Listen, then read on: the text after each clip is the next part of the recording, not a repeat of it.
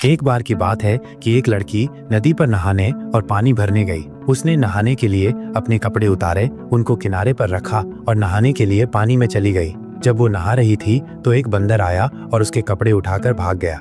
लड़की ने बंदर का पीछा किया और चिल्लाकर बोली, ओ बंदर, रुक जाओ, मेरे कपड़े वापस करो। बंदर बोला, अगर तुम मुझसे शादी करोगी तभी मैं तुम्हारे कपड़े वापस करूंगा। लड़की ये सुनकर हैरान रह गई। वह बोली, यह तुम क्या कह रहे हो? मैं तुमसे शादी कैसे कर सकती हूँ? मैं एक लड़की हूँ और तुम बंदर। बंदर बोला, ठीक है, मत करो शादी मुझसे, मैं भी तुम्हारे कपड़े नहीं दूंगा। लड़की बेचारी ये सुनकर बहुत ही परेशान हुई, पर वो कुछ कर नहीं सकती थी। आखिर थक हार कर वो उस बंदर से शादी करने को तैयार हो गई। शादी करने के बाद वो बंदर उसको अपने घर ले गया। जब बंदर उस लड़की को अपने घर ले जा रहा था तो रास्ते में उस लड़की ने बंदर से पूछा, तुम मुझे खिलाओगे क्या? बंदर बोला, मैं तुम्हारे लिए लोगों के खेत से चावल चुरा कर लाऊंगा, वही तुमको खिलाऊंगा।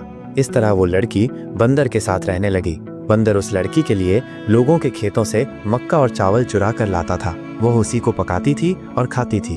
वो लड़की उस बंदर के साथ रहती जरूर थी, पर वो हमेशा यही सोचती रहती कि किस तरह वो बंदर के घर से भाग जाए। एक दिन जब उसका बंदर पति बाहर गया हुआ था तो उसने उसकी बूढ़ी माँ को, जो उसी घर में रहती थी, मार दिया। उसने उसकी खाल निकाल ली और खुद उसको पहनकर बैठ गई। जब बंदर घर वापस आया तो उसने माँ को देखकर उससे पूछा, माँ, मेरी पत्नी कहाँ है? उसकी पत्नी, जो उसकी माँ बनी बैठी थी, बोली, बेटा, मुझे क्या मालूम तेरी पत्नी कहाँ है, कहीं भाग गई होगी। यह सुनकर बंदर पति बहुत गुस्सा हुआ और बोला, तुमको नहीं पता कि मेरी पत्नी कहाँ भाग गई? अच्छा तो ये है कि तुम भी भाग जाओ। और उसने उसको डंडे से कई बार पीटा। लड़की ये सुनकर बहुत खुश हुई और बोली, ठीक है, यदि तुम मुझे इस घर में नहीं देखना चाहते तो मैं अभी इस घर से चली जाती हूँ। और ये कहकर वो लड़की जितनी तेज भाग सकती थी उतनी तेज वहां से भाग ली।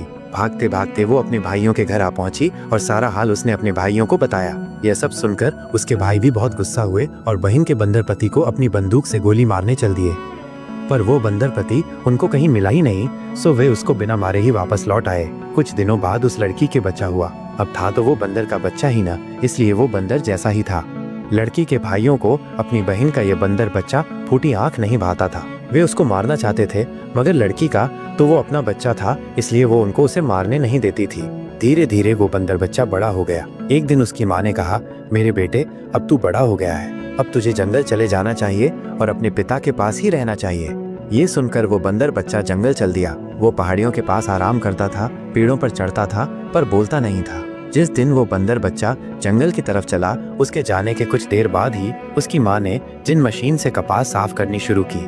जब उस मशीन की आवाज बंदर बच्चे के कानों में पड़ी तो वो बोला, ओह, मेरी माँ अकेली कपास साफ कर रही है।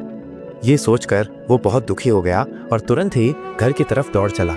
बंदर बच्चे की माँ को भी अपने बेटे की बहुत याद आ रही थी, पर वो अपने भाइयों के डर से अपने बंदर बच्चे को साथ रखने में डरती थी। सो जब उसका बेटा घर आया तो वो उसको देखकर तो बहुत खुश हुई, पर फिर जंगल भेजने पर मजबूर हो गई।